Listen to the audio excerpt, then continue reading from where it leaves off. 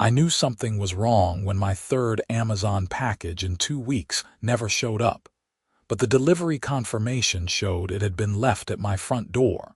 Standing on my porch in the Florida heat, I stared at the empty space where a $50 gaming headset should have been waiting. The tracking number clearly stated it had been delivered at 2:30 that afternoon. I checked my doorbell camera, scrolling back through the footage. Sure enough, at exactly 2:32, the Amazon driver walked up, scanned the package, took a photo, and left it right where I was standing. But then, at 2:47, another figure appeared on screen. Brenda Sterling, HOA president and the bane of my existence since I moved into Palmetto Springs 6 months ago. I watched as she picked up my package, examined it, then walked away with it tucked under her arm like she had every right to take it. My jaw clenched as I saved the footage to my phone. This was not the first time Brenda had overstepped her boundaries, but stealing my mail was crossing a line I never thought she would dare to cross. I lived in a modest 3-bedroom house on Magnolia Drive in Clearwater, Florida. The neighborhood was beautiful, with manicured lawns and palm trees lining the streets. When I bought the place, I thought I had found paradise. Then I met Brenda. She was 53 years old with short blonde hair cut in that typical Karen style, always perfectly styled, and she wore athleisure clothing like it was high fashion. She drove a white BMW SUV with a custom license plate that read, HOA. From day one, she had made it her personal mission to make my life difficult. It started small. A warning letter because my trash cans were visible from the street on a non-collection day, even though I had just moved in and did not know the rules yet. Then another letter because my grass was a 1/4 inch too tall, according to her measurements.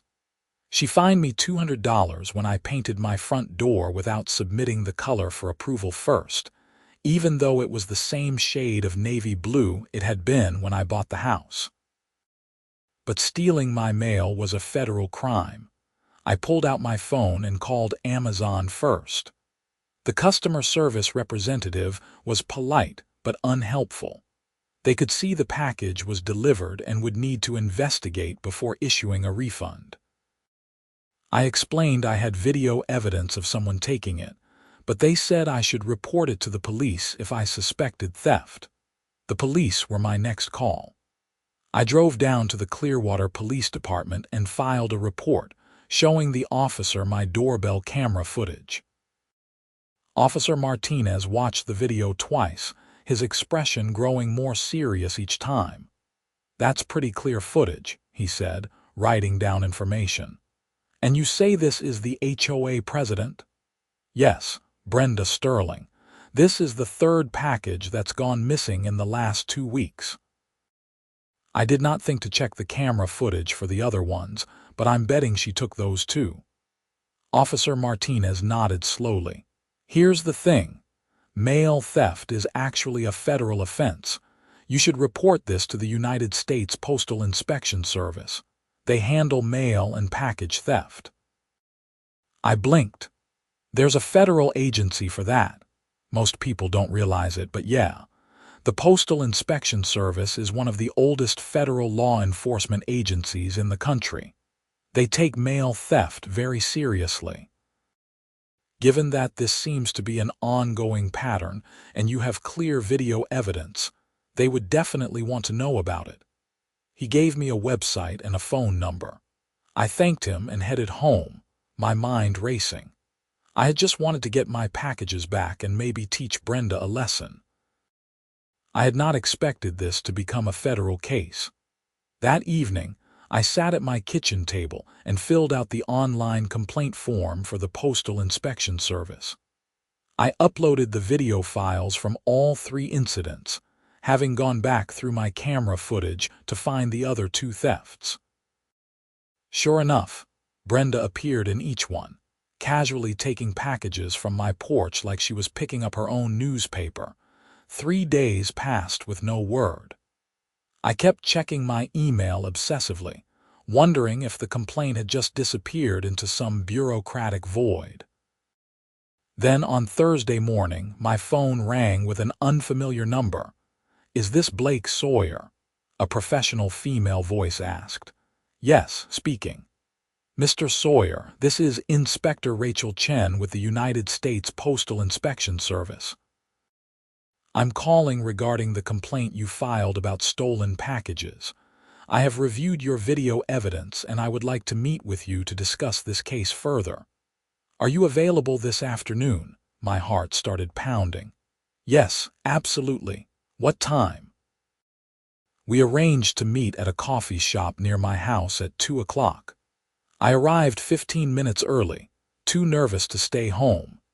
Inspector Chen showed up right on time, and I recognized her immediately from her professional demeanor. She was in her late 30s, wearing a dark blazer and carrying a leather briefcase.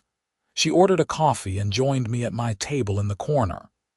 "Thank you for meeting with me, Mr. Sawyer," she said, pulling out a tablet from her briefcase. "I have reviewed all the evidence you submitted, and I need to ask you some questions. First, have you had any confrontations with Miss Sterling about these missing packages?" "No, not yet. I only discovered she was taking them when the third one disappeared and I checked my camera footage. Before that, I just thought I was having bad luck with deliveries." Inspector Chen nodded, making notes. "And has Miss Sterling had any conflicts with you prior to this?" I laughed bitterly. "She's been harassing me since I moved in. Constantly sending violation notices, charging me fines for ridiculous things. I have a whole folder of her letters if you want to see them." "That would be helpful, actually. It establishes a pattern of behavior. Do you know if any other residents have had similar problems with missing packages?"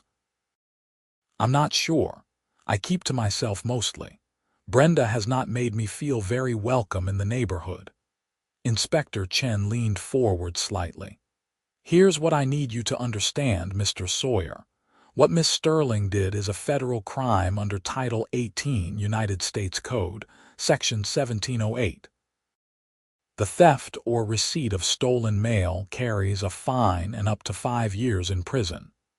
Based on your video evidence, we have clear documentation of 3 separate incidents, which makes this even more serious. However, before we proceed with charges, I need to conduct a thorough investigation." "What does that involve?" "I'm going to interview Miss Sterling and see if she still has your packages, or if she can explain what she did with them. I'm also going to canvass your neighborhood to see if other residents have experienced similar thefts. If this is part of a larger pattern, the charges could be more severe. In the meantime, I need you to not contact Miss Sterling about this matter. Let me handle it. Can you do that?" I nodded, though part of me wanted to confront Brenda immediately and watch her squirm. "What should I do if she comes to my house?" "Be polite but brief. Don't mention the investigation. If she says anything about packages or mail, let me know immediately." Inspector Chen handed me her business card. "My direct number is on there. Call me anytime if something happens." Over the next week, I watched from my window as Inspector Chen's investigation unfolded. She went door to door through the neighborhood, spending about 15 minutes at each house. I saw her talking to neighbors I barely knew, taking notes, showing them something on her tablet that I assumed was my video footage. On Tuesday, I came home from work to find a notice taped to my door. It was from Brenda, informing me that I was being fined $300 for improper window coverings. I looked at my windows. The blinds were the same ones that came with the house, the same ones that had been there for years before I bought it. This was retaliation. I took a photo of the notice and texted it to Inspector Chen. She called me back within an hour. "That's very interesting timing," she said. "I interviewed Miss Sterling yesterday. She denied taking any packages, and claimed she was doing a neighborhood security check when she was captured on your camera. According to her, she was moving packages from doorsteps to a safe location to prevent theft. A safe location. Where? She claims she was taking them to the HOA clubhouse for residents to pick up. She said she has been doing this as a service to the community. I nearly dropped my phone. That's insane. She never told anyone about this supposed service, and where are my packages now? That's the interesting part, Inspector Chen said, and I could hear the edge in her voice. When I asked to see the packages or any record of this security service, she became very defensive. She claimed she could not let me into the clubhouse without board approval. I'm working on getting a warrant. A warrant? This is really escalating. Mr. Sawyer, I interviewed 23 households in your neighborhood today. 15 of them reported missing packages over the past 6 months. 15. Several of them had doorbell cameras, and once I showed them what to look for, they found footage of Miss Sterling taking packages from their porches too. This is not a small matter. We are potentially looking at dozens of federal crimes. My mouth went dry. I had thought this was just about my 3 packages, maybe some personal vendetta Brenda had against me. But 15 families. That was systematic theft. What happens now? I asked. Now I build the case. I have obtained the camera footage from the other residents. I am requesting Miss Sterling's financial records to see if she has been selling these items. And I am working with a federal prosecutor to determine the appropriate charges. This is going to take some time, but I want you to know we are taking this very seriously. The neighborhood began to buzz with gossip. People who had never spoken to me before stopped me on my evening walks to ask if I knew what was happening. Had I heard the HOA president was under investigation? Did I know anything about the federal agents asking questions? I played dumb, following Inspector Chen's instructions, but it was hard to contain my satisfaction. Brenda had terrorized this neighborhood for years, and finally, someone was holding her accountable. 2 weeks after my initial meeting with Inspector Chen, I received another call. This time, she asked me to come to the federal building in downtown Tampa. I took the afternoon off work and drove the 30 minutes, my stomach churning with nervous energy. Inspector Chen met me in a conference room along with a man in a suit who introduced himself as Assistant United States Attorney David Park. They had spread dozens of photographs across the table, surveillance footage still showing Brenda taking packages from various porches throughout Palmetto Springs.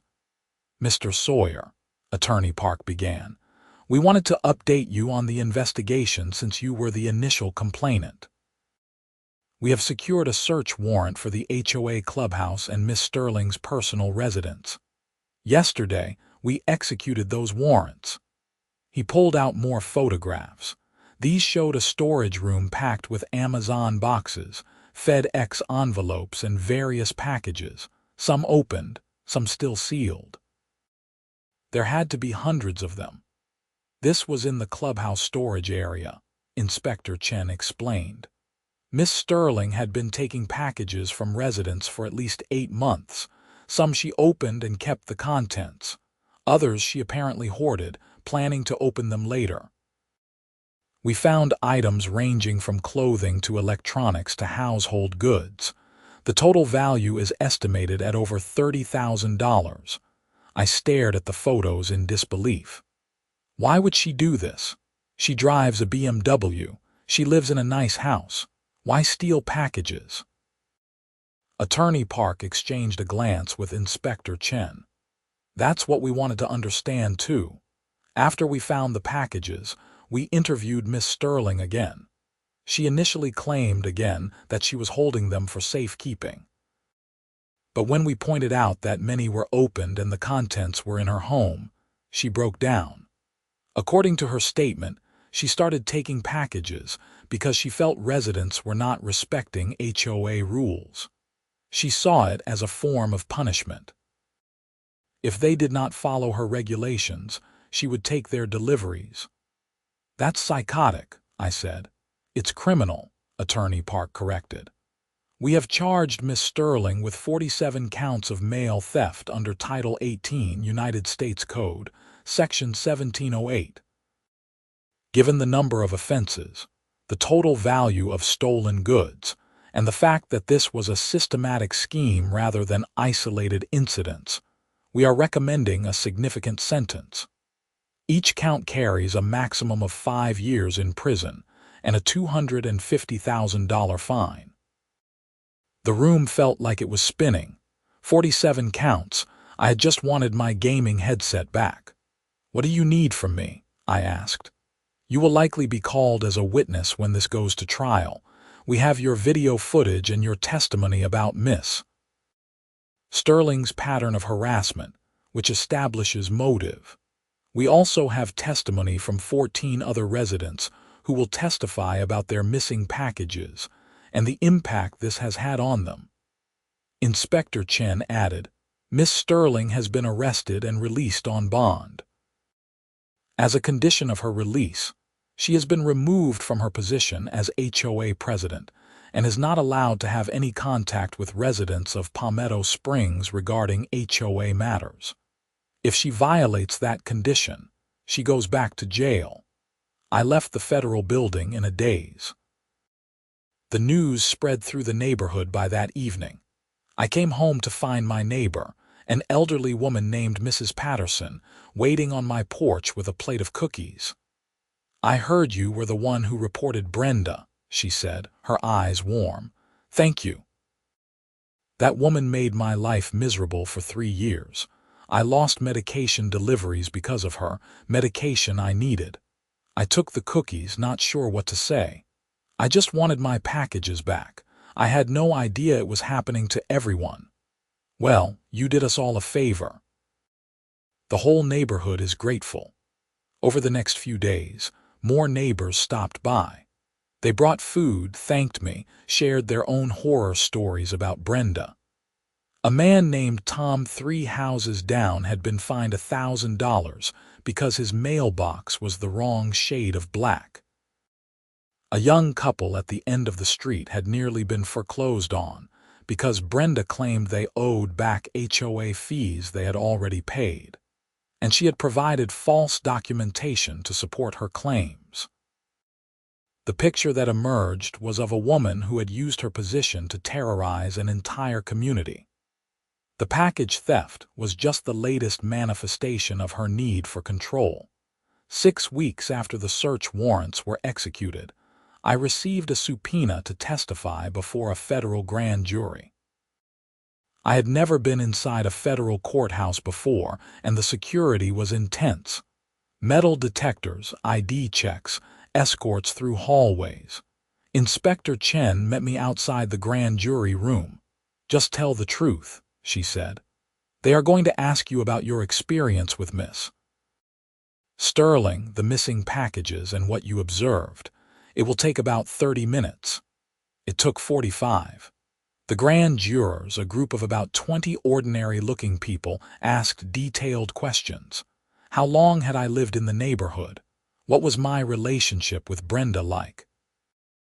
When did I first notice packages going missing? Why did I think to check my camera footage? Had Brenda ever threatened me? I answered each question honestly. When I finished, the prosecutor thanked me and I was excused. Inspector Chen was waiting in the hallway. "How did it go?" she asked. "I think okay. It's hard to tell. The grand jury will issue an indictment," she said confidently. "We have overwhelming evidence. This is really just a formality." She was right. 3 days later, the news reported that Brenda Sterling had been indicted on 47 counts of mail theft and an additional 12 counts of wire fraud related to her manipulation of HOA finances.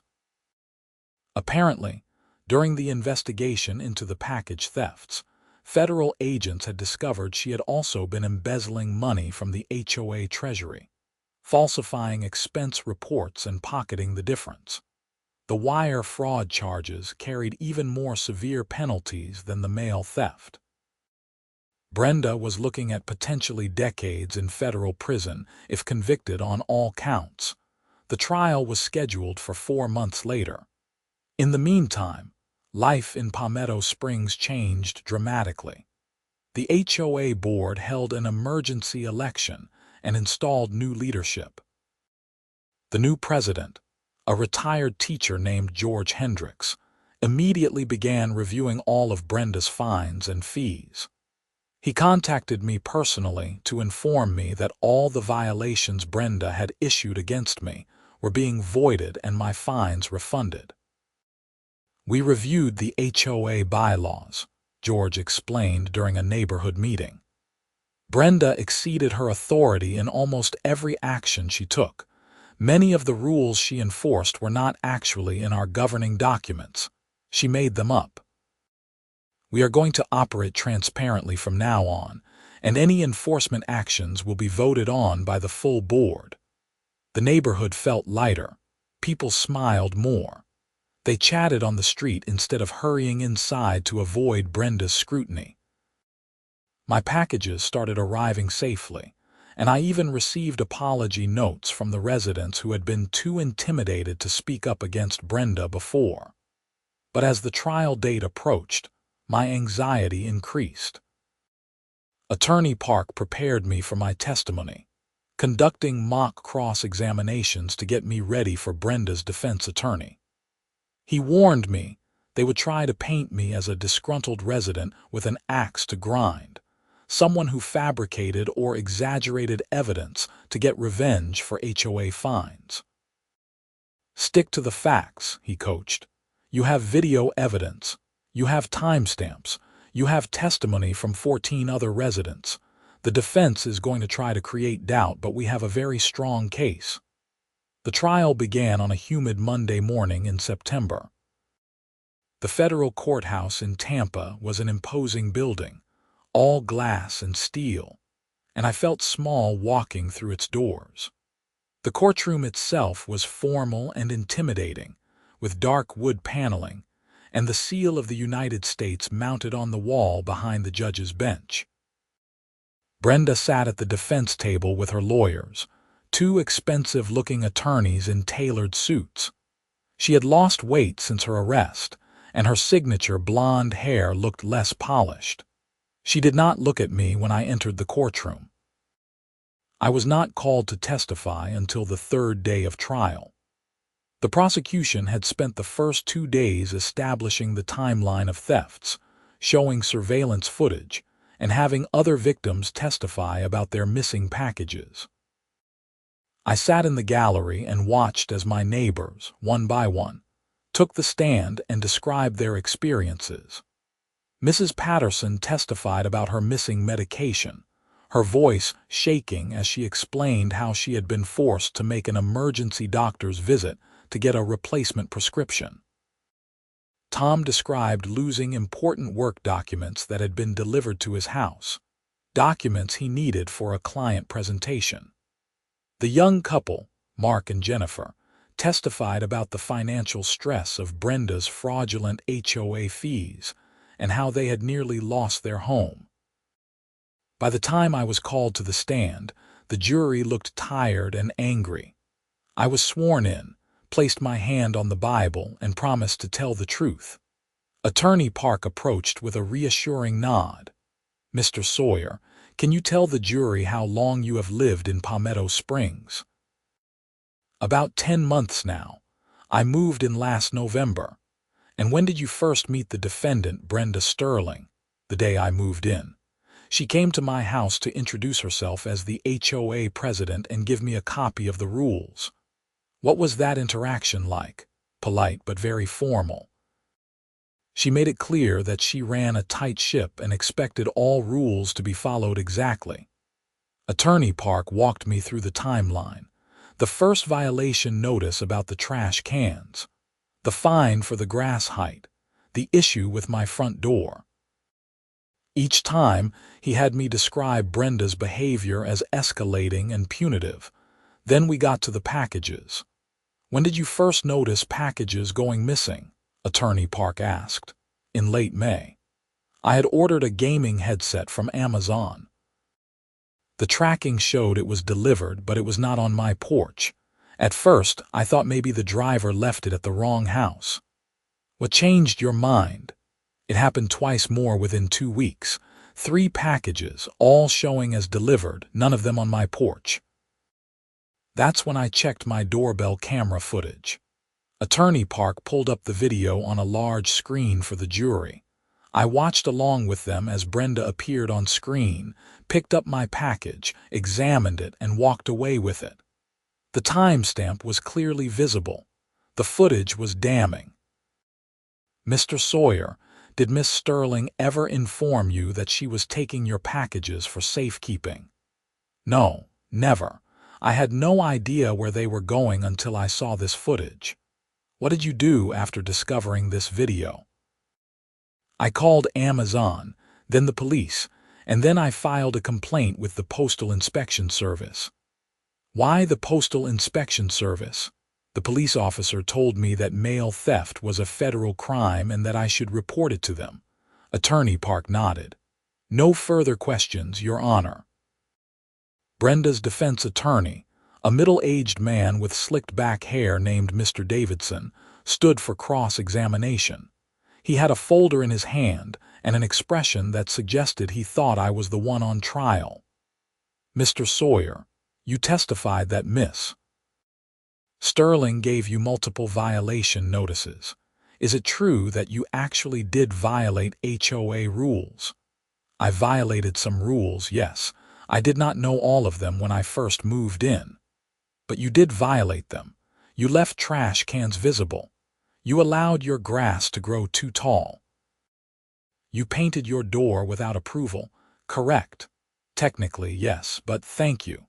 So Miss Sterling was simply doing her job as HOA president by enforcing the rules you agreed to when you purchased your home.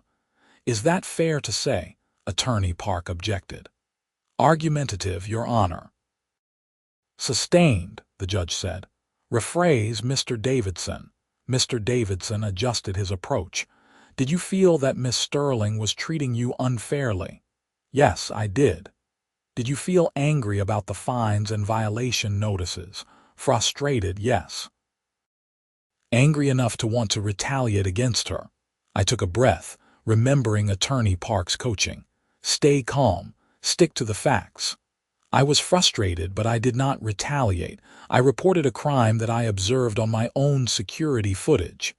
A crime you claim to have observed.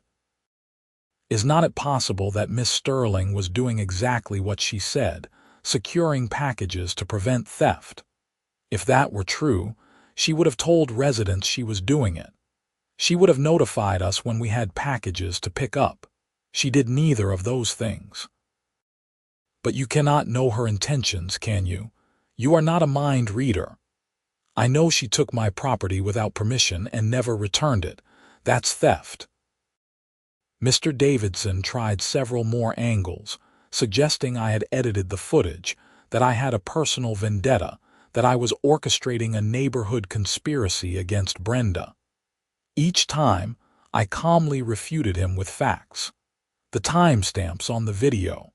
The testimony of 14 other residents. The physical evidence of hundreds of packages found in the clubhouse. After 30 minutes, Mr. Davidson gave up. No further questions. I was excused and returned to the gallery.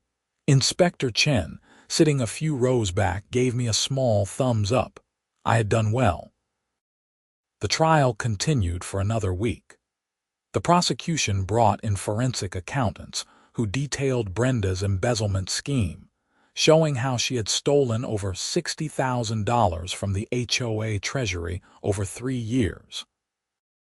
They presented evidence of falsified invoices, fake maintenance contracts, and manipulated financial statements. The defense's strategy was to paint Brenda as an overzealous volunteer who had made mistakes but had no criminal intent. They brought in character witnesses who testified that Brenda was a devoted mother and active member of her church. They argued that the package situation was a misunderstanding, that Brenda had genuinely believed she was helping the neighborhood by securing deliveries. But they could not explain the opened packages in her home. They could not explain why she never told anyone about this supposed security service. They could not explain the embezzlement. The evidence was overwhelming. The jury deliberated for 6 hours. I waited in the hallway with other victims, too nervous to leave. When the bailiff finally called us back into the courtroom, my hands were shaking. "Has the jury reached a verdict?" the judge asked. "We have, Your Honor," the jury foreman said, standing. "On the charge of mail theft, count 1, how do you find? Guilty. Count 2, guilty." It continued through all 47 counts of mail theft. Guilty, guilty, guilty. Then the 12 counts of wire fraud, guilty on every single one. Brenda's face crumpled. Her attorneys put steadying hands on her shoulders, but she had begun to cry, her carefully maintained composure finally breaking. I felt no satisfaction in her tears, only a profound sense of relief. It was over. Sentencing was scheduled for 6 weeks later. In the meantime, Brenda remained free on bond, though she was now electronically monitored and confined to her home. The neighborhood held a celebration at the clubhouse, a potluck dinner where residents shared food and stories and relief. For the first time since moving to Palmetto Springs, I felt like I was actually part of a community. George Hendricks announced that the HOA had filed a civil lawsuit against Brenda to recover the embezzled funds. Her house would likely be sold to satisfy the judgment. Everything she had built, her power base, her reputation, her financial security, was crumbling. The sentencing hearing was on a Friday in November. The courtroom was packed with residents from Palmetto Springs, all of us wanting to see justice finally served. Attorney Park had informed us that the sentencing guidelines called for 41 to 51 months in federal prison, based on the number of offenses, and the total dollar amount involved.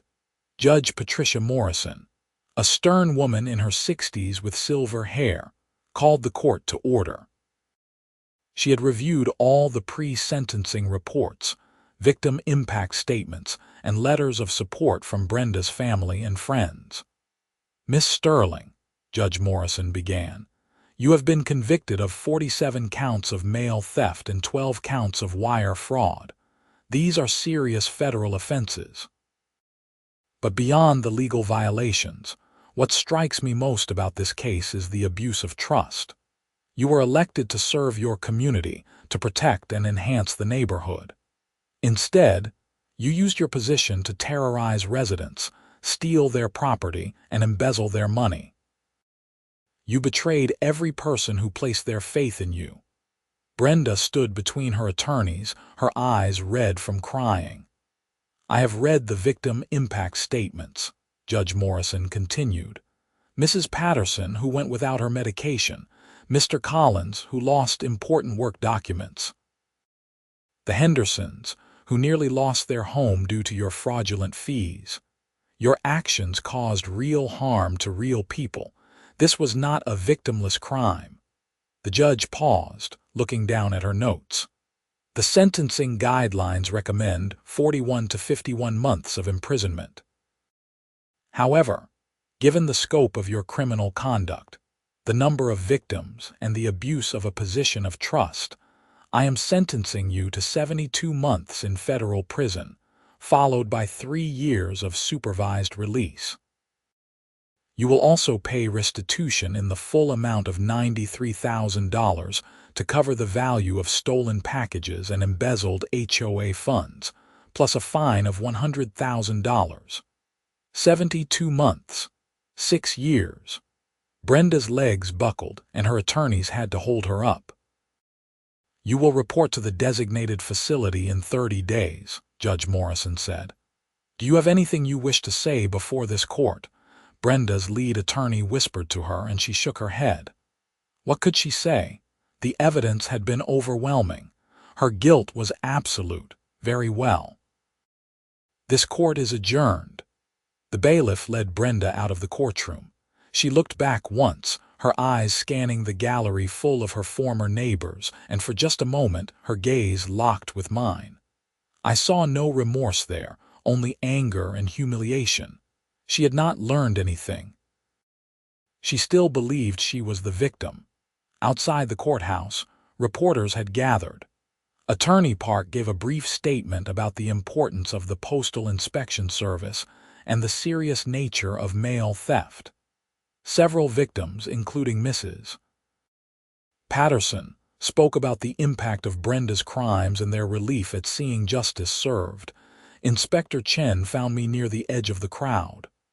"How are you feeling?" she asked. "Relieved," I said honestly. "I never expected it to become this big. I just wanted my packages back."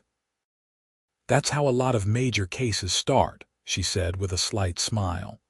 "One person is willing to stand up and report what is wrong. If you had not filed that complaint, Brenda might still be stealing from your neighbors. What happens now? Now she serves her time. The Marshal's Service will transport her to a federal prison, probably FCI Coleman here in Florida. She will be eligible for parole after serving 85% of her sentence, so about 5 years. When she gets out, she will have 3 years of supervised release, meaning regular check-ins with a probation officer, restrictions on her activities, and constant monitoring. If she violates any conditions, she goes back to prison. And the restitution. The court will garnish her wages and assets until it is paid in full. Given that she is about to spend 6 years in federal prison, it will take a long time, but the victims will eventually recover what they lost. I thanked Inspector Chen for everything she had done. Without her thorough investigation and dedication to the case, Brenda might have gotten away with a lesser charge or a plea deal. Instead, she was being held fully accountable. Life in Palmetto Springs returned to normal, or rather, it became what normal should have been all along. George Hendricks proved to be an excellent HOA president, transparent and fair. He implemented new bylaws that limited the power of any single board member and required multiple approvals for fines or enforcement actions. The neighborhood thrived. My packages arrived safely now. I ordered with confidence, knowing they would be waiting on my porch when I got home from work. It seemed like such a small thing, but after months of stress and uncertainty, it felt like a luxury. 3 months after the sentencing, I received a letter from the U.S. District Court. It was a check for $312, my portion of the restitution payments that had been collected from the sale of Brenda's BMW and other assets. The full restitution would take years to collect, but this was a start. I used the money to buy a new doorbell camera with even better video quality and a wider field of view. I also donated $100 to the Postal Inspection Service's awareness campaign about mail theft. If my experience had taught me anything, it was that these crimes happened more often than people realized, and reporting them was crucial. One evening in late spring, nearly a year after I had first noticed my packages going missing, I sat on my porch watching the sun set over Palmetto Springs. The neighborhood was peaceful. Children played in the street. Neighbors chatted over fences. Someone was grilling in their backyard, and the smell of barbecue drifted on the warm breeze. Tom from down the street walked by walking his dog and waved. "Hey Blake, you going to the HOA meeting next week?" "Probably," I called back. "What's on the agenda?" "New playground equipment for the park. George wants input from everyone before the board votes." "That sounds good, I'll be there." Tom continued on his walk, and I leaned back in my chair, content. This was what a neighborhood should be. People working together, treating each other with respect, following reasonable rules that benefited everyone. No fear. No tyranny. No one stealing packages off porches because they enjoyed the power it gave them. My phone buzzed with a notification. An Amazon delivery arriving tomorrow. I smiled. Some things were simple again. The scars Brenda left on Palmetto Springs took time to heal. Some residents remained skeptical of the HOA, worried that another tyrant might eventually take control.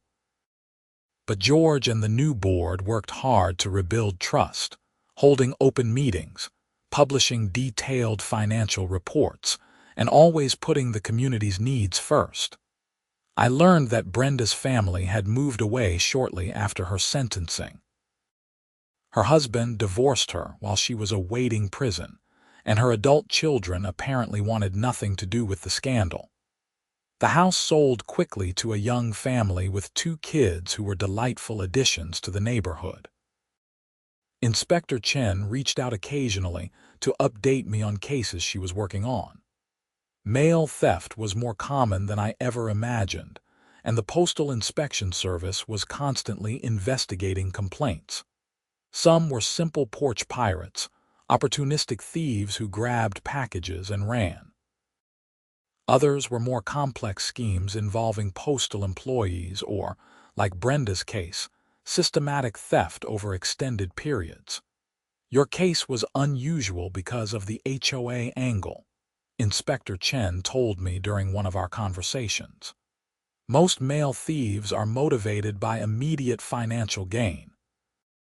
Brenda was motivated by control and punishment. That psychological component made it especially disturbing. She genuinely believed she had the right to take people's property because they had not followed her rules closely enough. "You think she'll learn from this?" I asked. Honestly. Probably not. People like Brenda rarely do. They see themselves as victims even when faced with overwhelming evidence of their own wrongdoing.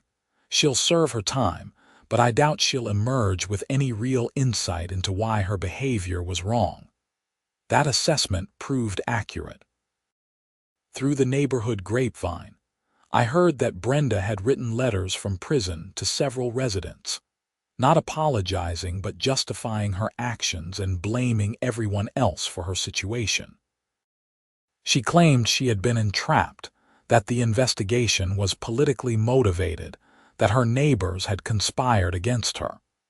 The letters were so delusional that most recipients simply threw them away. 2 years into her sentence, Brenda's attorneys filed an appeal, arguing that the judge had been too harsh in sentencing and that some evidence should have been excluded. The appeal was denied. The conviction stood. She would serve her full time. Meanwhile, Palmetto Springs flourished. The HOA used the recovered embezzlement funds to make real improvements to the neighborhood. New landscaping at the entrance, updated playground equipment, repairs to the clubhouse that had been neglected during Brenda's tenure. It turned out that many of the maintenance fees she had collected over the years had never been spent on actual maintenance. George Hendricks became something of a local hero, featured in the Tampa Bay Times for his work transforming the HOA from an authoritarian nightmare into a model of community governance. Other neighborhoods reached out to learn from his approach. He started consulting with other HOAs, teaching them how to create transparent, fair systems that actually served residents instead of controlling them. I continued living peacefully on Magnolia Drive, my initial impression of paradise finally becoming reality. I made friends with my neighbors, attended community events, and even joined the HOA board as treasurer. After everything that happened, I wanted to help ensure that financial transparency remained a priority and that no one could ever embezzle funds again. The position required me to publish monthly financial reports and maintain detailed records of every expense. It was more work than I anticipated, but it was worth it to see residents' confidence in the HOA restored. People paid their dues without complaint because they could see exactly where the money went. On the 5th anniversary of my initial complaint to the Postal Inspection Service, I received an unexpected letter. It was from Inspector Chen, now promoted to Senior Inspector. She thanked me again for coming forward and informed me that the Brenda Sterling case was frequently used in training new postal inspectors as an example of systematic mail theft and proper investigative techniques. Your willingness to report the crime and cooperate with the investigation made all the difference, she wrote. Many victims of mail theft do not report it because they think nothing will be done or because they do not know where to report it. Your case demonstrates why reporting matters and how seriously we take these crimes. The letter made me think about how random the whole situation had been. If I had not checked my doorbell camera that day, I might have just filed a claim with Amazon and moved on. Brenda would have continued stealing, continued embezzling, continued terrorizing the neighborhood. One decision to review security footage had changed everything. I framed Inspector Chen's letter and hung it in my home office, a reminder that standing up against wrongdoing mattered, even when it seemed easier to just let things go. Brenda Sterling was released from federal prison after serving 85% of her sentence, just over 5 years. She moved to a different part of Florida, somewhere near Jacksonville, according to what I heard, and began her 3 years of supervised release. The conditions were strict. Regular meetings with a probation officer, restrictions on her internet use, and an absolute prohibition on holding any position of authority in any HOA or similar organization. I did not think about her much anymore. She had become a cautionary tale, a story told at neighborhood gatherings about what happens when power goes to someone's head. The new residents of Palmetto Springs did not even know who she was, and that seemed fitting. She had been erased from the community she tried to dominate. My life had moved forward in ways I never expected when I first bought my house on Magnolia Drive. I met someone at a neighborhood barbecue, a woman named Sarah who lived 3 streets over. We dated, fell in love, and eventually got married in a ceremony at the Palmetto Springs Clubhouse, the same building where Brenda had once hoarded stolen packages.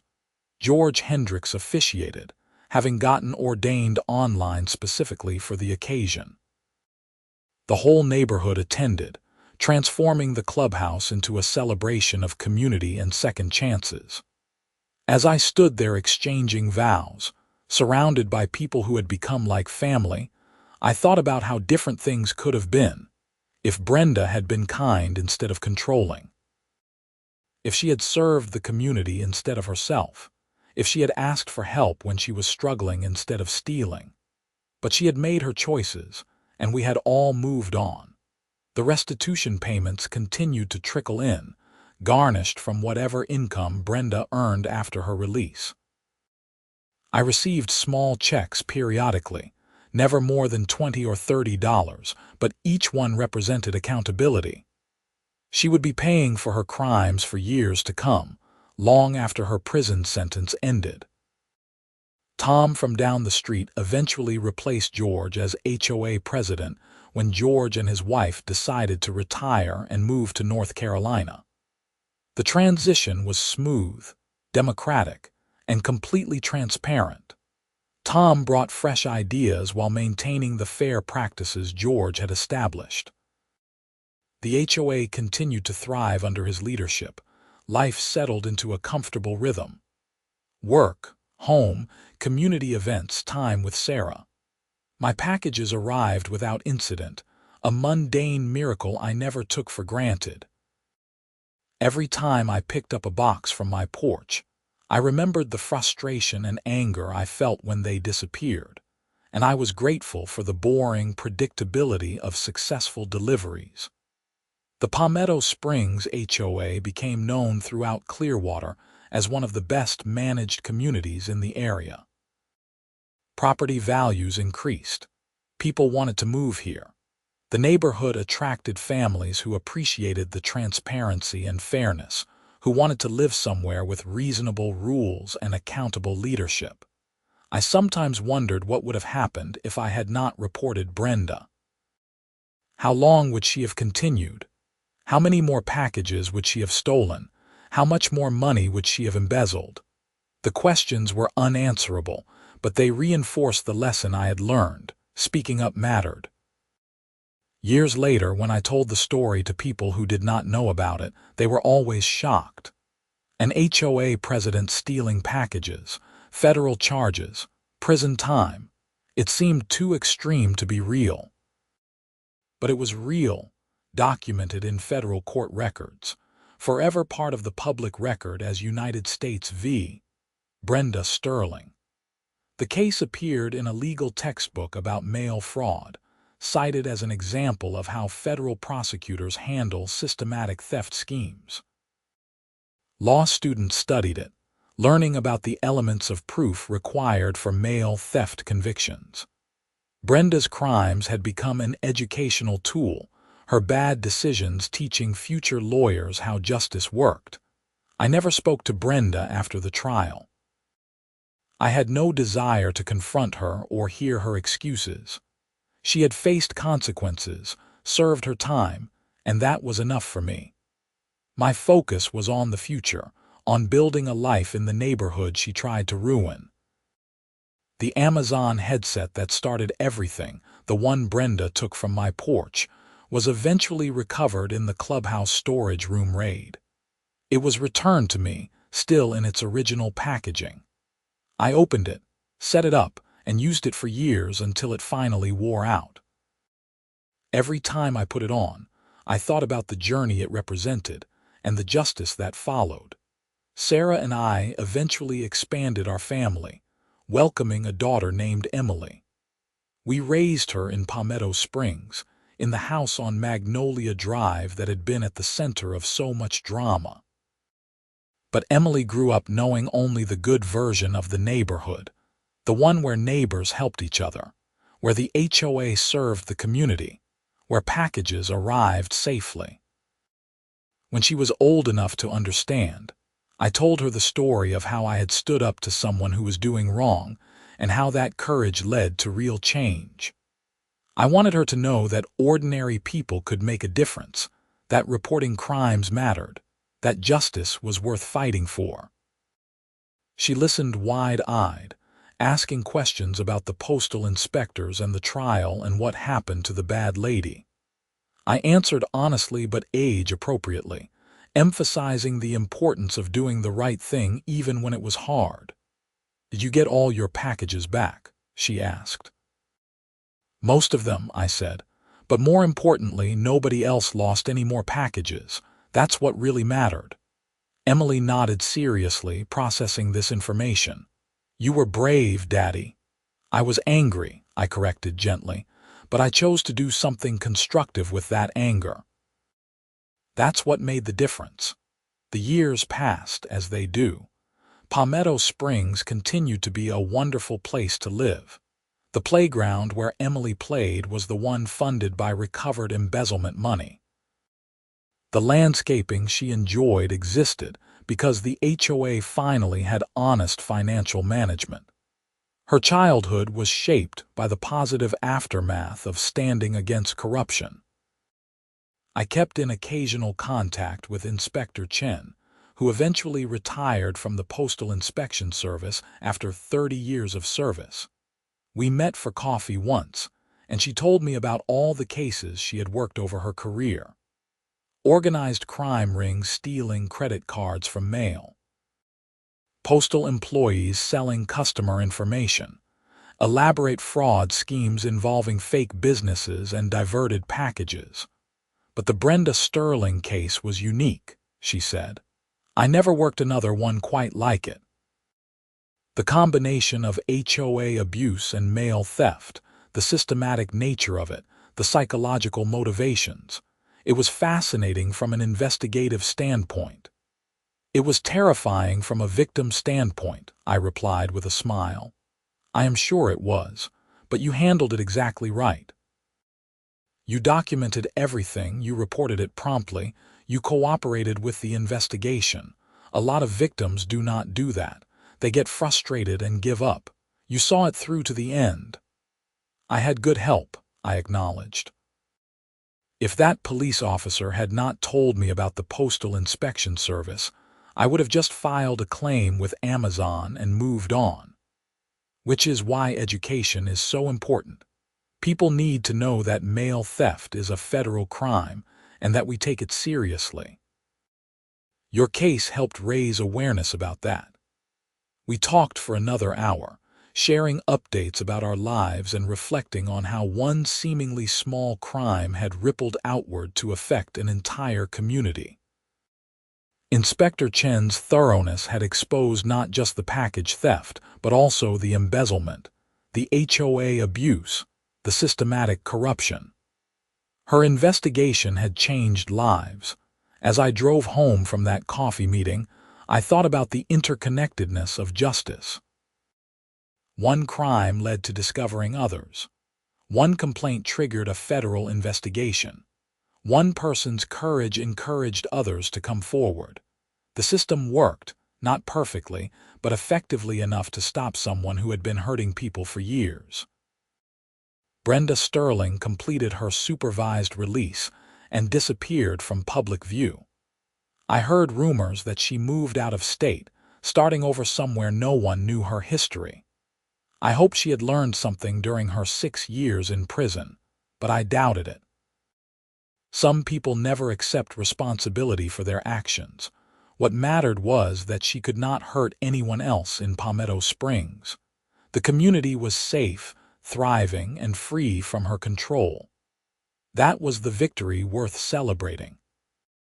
On the 10th anniversary of filing my complaint with the Postal Inspection Service, the neighborhood threw a party. It was officially billed as a Community Appreciation Day, but everyone knew what it really commemorated. George Hendricks, who had moved back to Florida after deciding North Carolina was not for him, gave a speech about how far Palmetto Springs had come.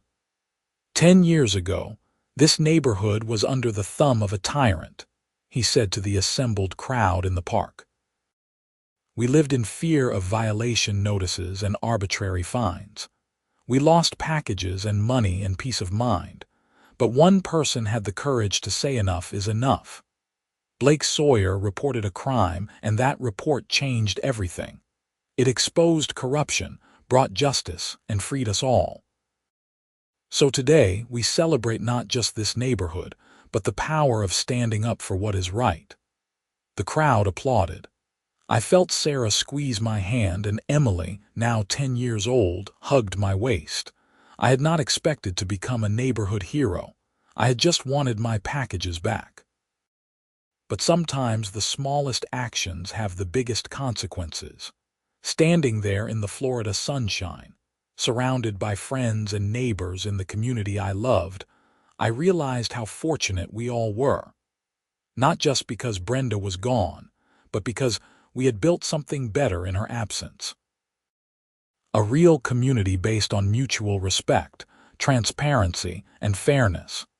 The HOA served us instead of ruling us. Neighbors helped each other instead of reporting each other. Packages arrived safely on porches. These were simple things, basic expectations of civilized society. But we had learned not to take them for granted. We had seen how quickly things could go wrong when the wrong person gained power. We remained vigilant, engaged, and committed to maintaining the standards that made Palmetto Springs special. That evening, after the party ended and the crowd dispersed, I sat on my porch one more time. The same porch where Brenda had stolen my packages. The same porch where I had stood in frustration, checking my phone for tracking information that showed deliveries that never arrived. The same porch where I had made the decision to review my camera footage and report what I found. A simple decision. Check the camera. Report the crime. Follow through with the investigation. Testify at trial. Do the right thing. 10 years later, those simple decisions had reshaped an entire neighborhood. Brenda was in the past, a cautionary tale. Justice had been served, the community had healed, and packages arrived safely every single day. I smiled, picked up a box that had been delivered that afternoon and headed inside. Sarah was making dinner. Emily was doing homework at the kitchen table. Life was good, and my packages always showed up.